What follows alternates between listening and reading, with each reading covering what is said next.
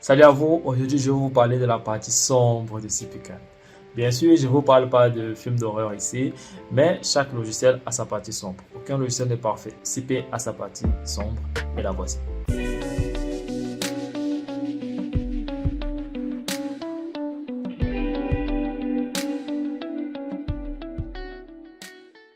Vous avez sûrement eu à reprendre un travail sur CP à cause de ceci ou de ceci, sans même savoir pourquoi ou comment l'éviter dans le futur. Aujourd'hui, dans cette vidéo, je vais vous parler d'une méthode à 100% efficace qui va vous permettre de contenir toutes les erreurs de CP, peu importe les erreurs. Et cette méthode, on l'appelle la méthode des éléments masqués. Mais avant de parler de cette méthode, laissez-moi un peu vous expliquer pourquoi déjà on a ces erreurs. Alors, il y a trois principales raisons qui évoquent CP lorsqu'on leur pose ce problème d'erreur. Premièrement, vous avez la configuration minimale des machines.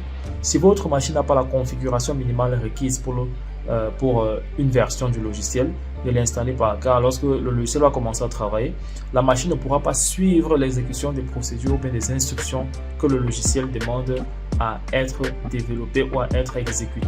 Okay? Et du coup, vous allez vous retrouver avec des problèmes de sécurité, des erreurs de sécurité qui vont naître et vont faire en sorte que le logiciel CP ou bien le module que vous utilisez dans la famille des logiciels CP va figer, bien va s'arrêter, va créer un bug et vous ne pourrez plus accéder à votre fichier.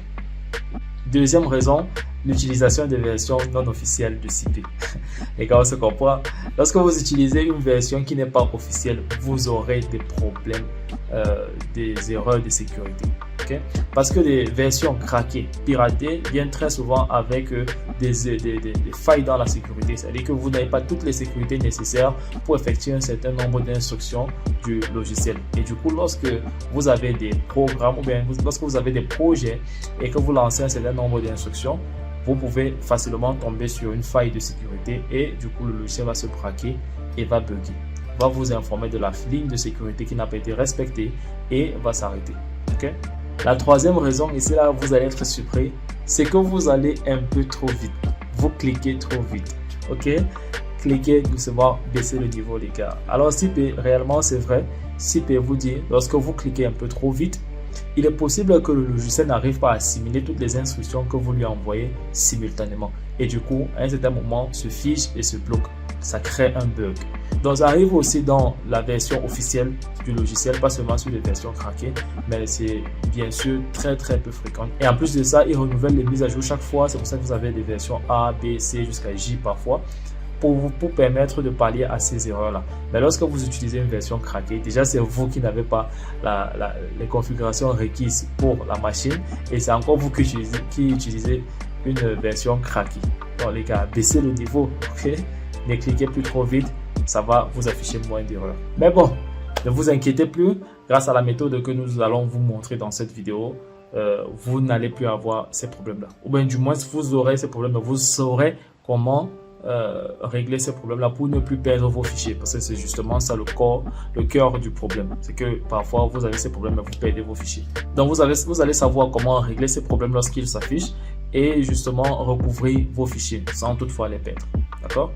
Alors, allons-y sur mon écran et je vous montre ça rapidement. Mais avant, j'aimerais vous dire, il y a 80% des personnes qui regardent nos vidéos qui ne sont pas encore abonnées. Je ne sais pas pourquoi. Donc, cliquez juste sur la cloche. C'est juste un clic, c'est gratuit. Cliquez dessus, activez la cloche de notification. Ça va nous permettre aussi de grandir, de toucher plus de monde. Et justement, c'est gratuit, ok? Donc, cliquez. Alors, allons sur mon écran et puis je vous montre. Alors, on va créer un projet CP. On va dénommer ça tuto erreur sur CP. Tuto erreur sur CP.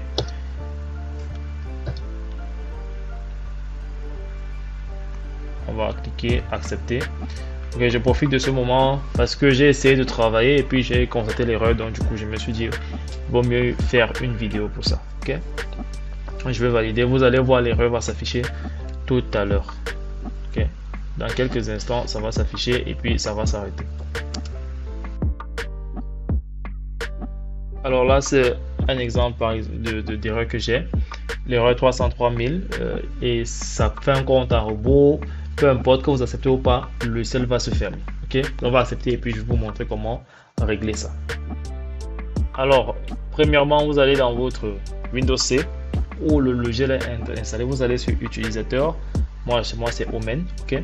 Puis vous allez cliquer sur affichage et vous allez cliquer sur l'élément masqué. Ok. D'où le nom. Élément masqué. Vous allez aller sur App Data. Vous allez chercher Roaming. Vous allez cliquer dessus. Vous allez chercher le dossier CP Engineers et vous allez le supprimer. Supprimer totalement.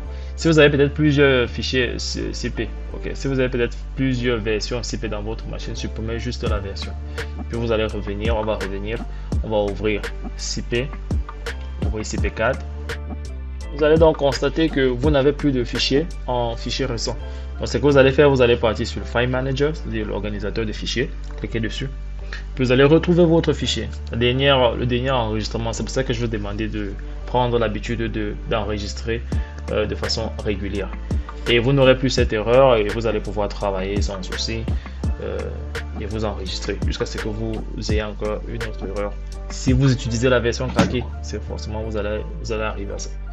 Donc, voici où j'arrête avec la vidéo. Si vous avez des questions, vous posez en commentaire.